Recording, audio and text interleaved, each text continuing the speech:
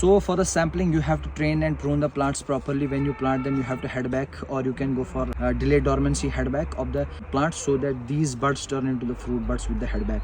Also, you have to be very sure that the training system you use in your plants, it should be very much specific towards the root that you are using in the orchard. And also, for example, you have medium density rootstocks, you can use the training system of vertical axis, where you keep the Y shaped pattern between the lateral branches and the central leader. That's a vertical axis system. In tall spindle, you can bend them below the horizontal. That's the tall spindle system.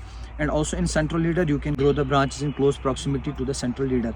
Third thing, you can use multiple leader system, wherein you produce these lateral branches, you produce as leaders.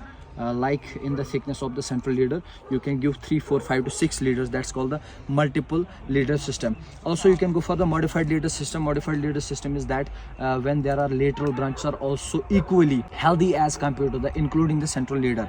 In central leader, when we modify the central leader, we can also go for open center system. That's also type of modified leader system. So these are the types of trainings that you can have on your plants while planting in your orchard. And that training depends upon the space that you are willing to keep in the orchards. The spacing also is a very much important issue.